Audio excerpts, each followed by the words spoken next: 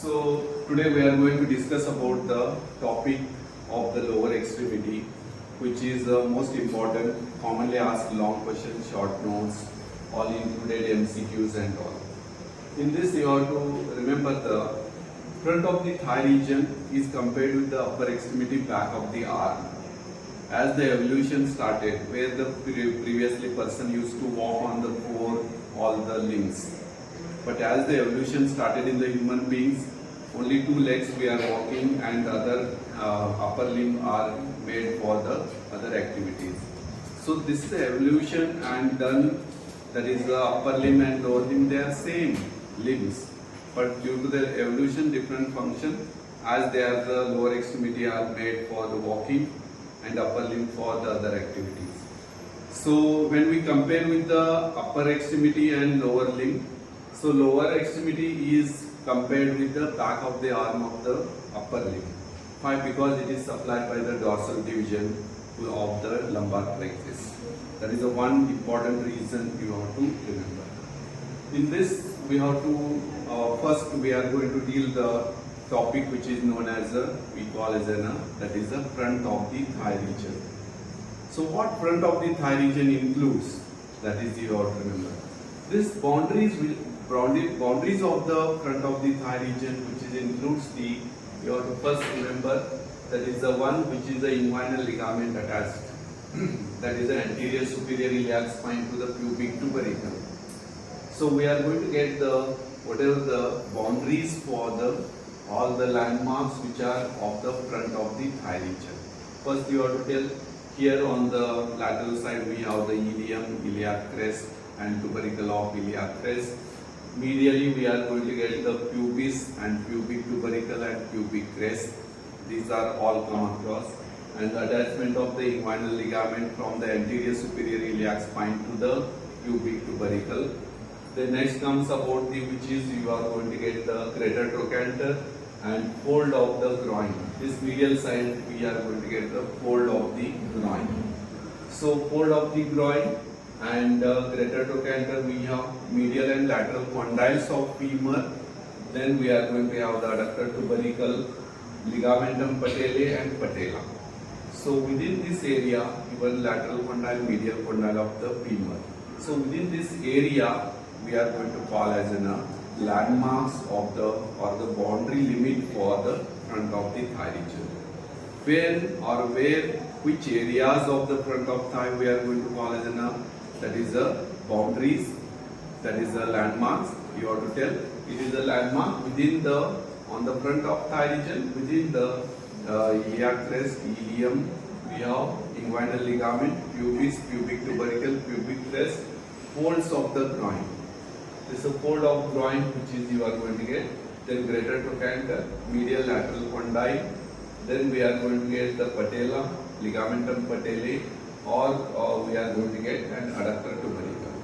So within this area we are going to call as that is we are going to call as the front of the thigh region. So these are the landmarks which is you can remember. These are the points which I have already told. These all 15 points which are within the area of the, that is we call as that is a boundary for the, or we can call as a landmarks for the front of the thigh region. So all points you know. Most important, mid-inguinal point, midpoint of inguinal ligament, that you have to important one you have to remember. Mid-inguinal point, that is the midway between the anterior superior iliac spine and pubic tubercle. Midpoint of inguinal ligament, it is a midway between the anterior superior iliac spine and pubic symphysis. So 2 points you have to differentiate, mid-inguinal point and midpoint of the inguinal ligament. Midpoint of inguinal ligament means you have to mention here in this, you can remember. It is the midway between the anterior superior iliac spine and the pubic symphysis. That is the midpoint of inguinal ligament. Mid-inguinal point is the midway between the anterior superior iliac spine and pubic tubercle. These are the 2 important things you have to remember. So all iliac crest, anterior superior iliac spine, tubercle of iliac crest, fold of groin, pubic tubercle, pubic symphysis, pubic crest, greater trochanter, mid-inguinal point, patella, tibial tuberosity, ligamentum patellae, medial and lateral condyle of femur, and vastus medialis. This is the muscle which is we are going to get on medial side, that is vastus medialis, and adductor tubercle. So almost all the batches I have covered the even femur, only one batch is remaining. So all they can understand this. So this is all about the landmarks of the front of the thigh. So what front of the thigh is included? When you go to the going to the important points of the front of the thigh, it is made up of the two layers. When you go to the two layers, it is made up of the one layer which is outermost covering, that is the superficial fascia. So when you dissect the front of thigh region, you are going to cut the first skin. Then deep to that, I have told already in the definition of the superficial fascia and deep fascia. So what is the superficial fascia? Is a general covering, that is coating of the body below the skin. So here, after the skin dissection of the front of thigh, you are going to get we have the superficial fascia. So what superficial fascia which is contains here, that we are going to deal. This superficial fascia contains maximum fat, but this fat is more abundant on the medial side of the thigh region. So you have to remember this superficial fascia, where we are going to compare with the thickness of this. It is a more laterally, it is thicker than the medial side, but in the medially we are going to get the more deposition of fat in the, that is the medial compartment of the thigh, medial side of the thigh. So what is the intention here? You have to remember front of the thigh region. When we dissect the skin, after dissecting immediately skin, we have the below superficial fascia. This superficial fascia and deep fascia. This superficial fascia is very rich in fat, but this fat is more abundant on the medial side of the thigh region. So that is very important to remember. And this superficial fascia is made up of the two layers. One which is we call as superficial fatty layer and the deep membranous layer. This superficial fascia of front of thigh region is divided into, or it consisting the two layers. One is again superficial layer, that is a fatty layer, and deep is a membranous layer. Then after that, these all cutaneous nerve vessels and lymph nodes between the two layers. So superficial fatty and deep membranous. In between these two layers, there is a presence of cutaneous, cutis, derma. I have told these words which is related to the skin. Supplying the skin, these all cutaneous nerve we call, and those we call cutaneous nerve vessels and lymph nodes, and all these are in between the two layers of the superficial fatty and deep membranous layer of the superficial fascia of the front of thigh. Then most important one point which is you have to remember is, that is the, I have told superficial fatty and deep is a membranous layer. You have to remember now. I have told the superficial fascia that is divided into two layers, superficial fatty and deep membranous. Then next I am talking about the deep membranous layer. Now you have to remember deep membranous layer is loosely attached to the deep fascia of the thigh. Loosely attached to the deep fascia of the thigh, and it is firmly attached along the horizontal line, and that line we called as a Holdens line. So one thing you have to understood, the first superficial fatty and deep membranous layer means these two layers are the superficial fascia layers. Then immediately below this we are going to get the deep fascia. So that this membranous layer which is there, this membranous layer, deeper layer of superficial fascia is firmly, loosely attached along the almost all the area, but it is firmly attached at the lateral part of the pubic tubercle to the 8 cm laterally. It is firmly attached to the deep fascia, and that firm attachment of membranous layer to the deep fascia we are going to call as a Holdens line. So question comes about what is the importance of the Holdens line, what is the significance of the Holdens line. Question is asked in the MCQs and all. 4 options will be given. What is the significance of Holdens line and what is a Holdens line you should know. So what I have told, first one, the membranous layer is loosely attached to the deep fascia of the thigh, except near the inguinal ligament. This is the one which is the inguinal ligament. This is the pubic symphysis, and this is we call as an one which is, you can see here. Remember, this is the umbilicus, pubic symphysis, and this is the pubic tubercle and anterior superior iliac. So my question is here. It is loosely attached near along the, that is the, which is we call as the inguinal ligament. So you know the what is the inguinal ligament, where it is attached, where present. So it is present attaching to pubic tubercle to the anterior superior iliac spine. So question is, this firm attachment of membranous layer with the deep fascia, that is from the that is pubic tubercle and 8 cm lateral, and this firm attachment we call as a Holdens line. So what is the significance of the Holdens line? Significance of the Holdens line is very important. When this is a pubic symphysis, this is the abdominal part. Immediately below the pubic symphysis, we have the pelvic organ, that is the urinary bladder. Immediately this pubic symphysis, immediately behind that, in the pelvic anteriorly contained is the urinary bladder. When urinary bladder is full of the urine and the accident met or the any hit on the urinary bladder area, then suddenly there may be the urine collected in the urinary bladder and it ruptured. So that ruptured urine from the pelvis, it is not spreading to the front of the thigh region or the lower limb, even though here is ruptured, but it is not crossing and coming below the Holdens line. So what is the significance of the Holdens line? Significance of the Holdens line is that extravasated urine from the pelvis does not spread to the front of the thigh. Extravasated, when there is a rupture of the urinary bladder, it will not spread to the anterior compartment of the thigh because of the firm attachment of the superficial fascia with the deep fascia, that is a membranous layer with the deep fascia, and that is at the level of the Holdens line.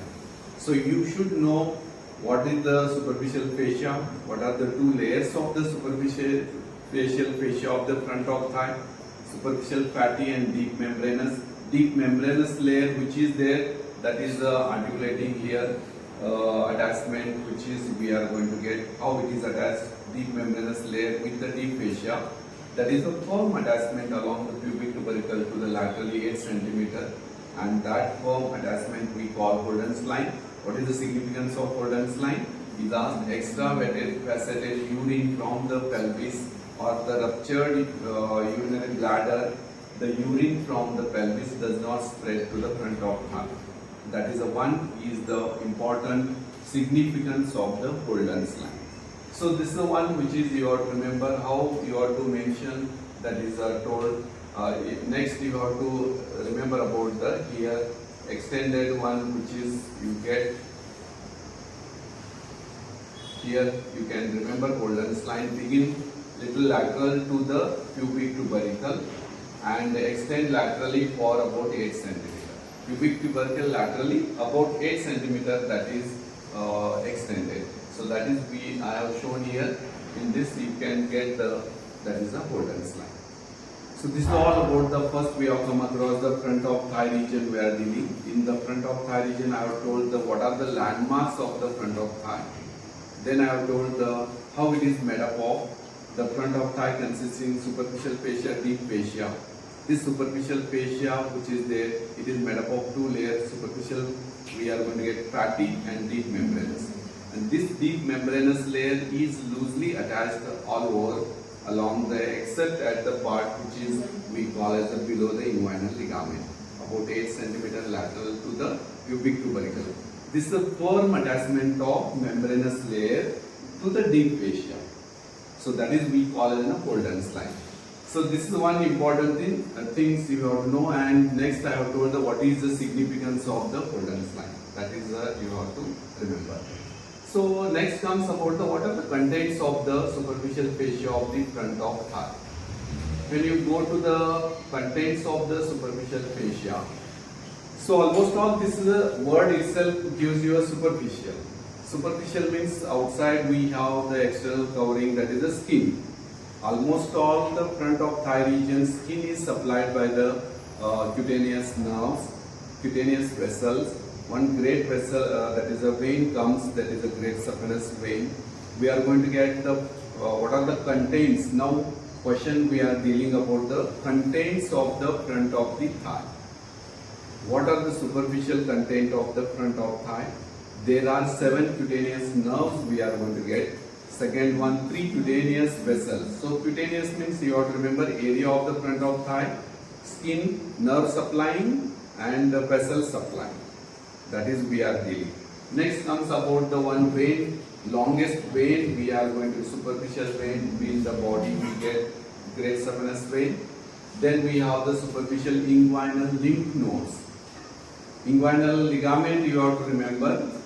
Near and above that we are going to have the group of lymph nodes. Those we name as a superficial inguinal lymph node. Even there are lymph nodes of deep also. Next comes about the prepatellar and extra subcutaneous prepatellar bursa. We are going to get, that is the infrapatellar bursa. Means we are going to get what is the bursas I have told. This definition I have given you. These are the lubricating mechanism which are provided at the sites of friction to prevent the usual wear and tear. So that these bursa. So we have the 2 bursas, prepatellar and we are going to get the infrapatellar bursa. Patella, you know, bone in front of the patella and below infra and pre. That is you have to remember. So very important. Now you have to remember. Question will be asked, what are the contents of the superficial fascia of front of thigh? What are the contents of the superficial fascia of the front of thigh? Means you have to write all. 7 cutaneous nerve, 3 cutaneous vessel, great saphenous vein, that is we are going to get. Then we are going to have the superficial inguinal lymph nodes and prepatellar and we are infrapatellar bursa. These are the main content. Is asked means you have to write about the detail of this. So next going to the first content, that is we are going to have, that is the 7 cutaneous nerves of the front of the thigh region. We are going to have the 7 cutaneous nerves. Here we have the names, that areas which are skin is supplied by the particular nerve, and we are naming there are 7 cutaneous nerves which are supplied the front of thigh, that is the skin. So here we have the first one, ilioinguinal nerve, femoral branch of genitofemoral nerve. Here we have the lateral compartment of the thigh, lateral cutaneous nerve of thigh, intermediate cutaneous nerve of thigh.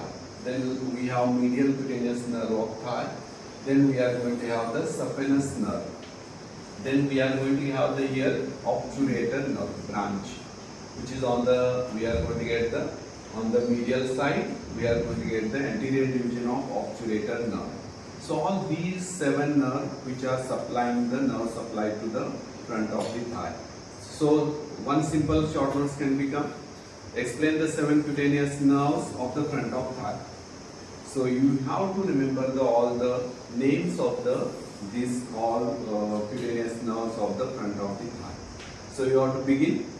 These 7 cutaneous nerves of the front of thigh, they are supplying the skin of the front of thigh, and they are 7 in number, and those we call as an ilioinguinal, femoral branch of femoral nerve, lateral cutaneous nerve of thigh, intermediate cutaneous nerve of thigh, medial cutaneous nerve of thigh, saphenous and obturator.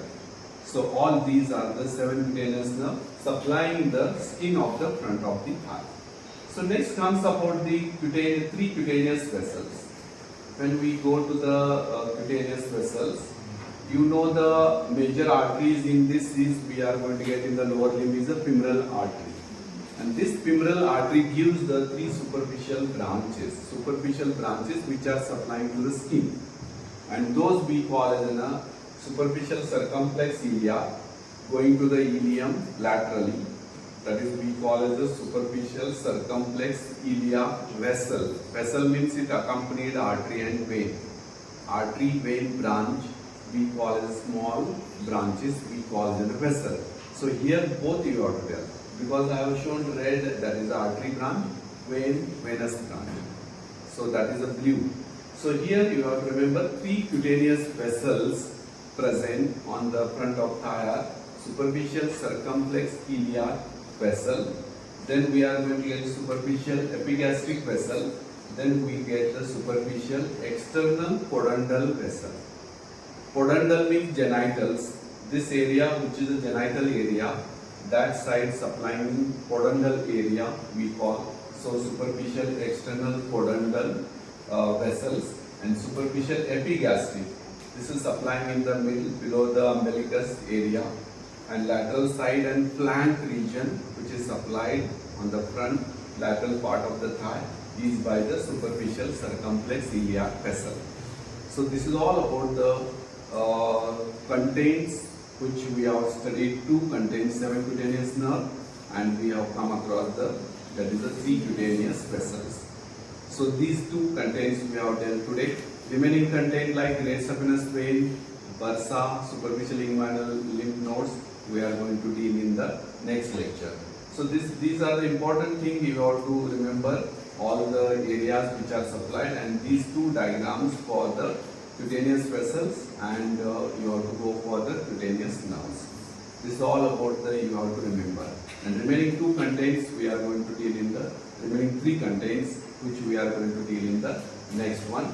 So landmark also you have to remember, and what are the contents. In this first we have 2 we have dealt, and remaining 3 we have to deal. So 7 cutaneous nerve and 3 cutaneous vessels. So this is all about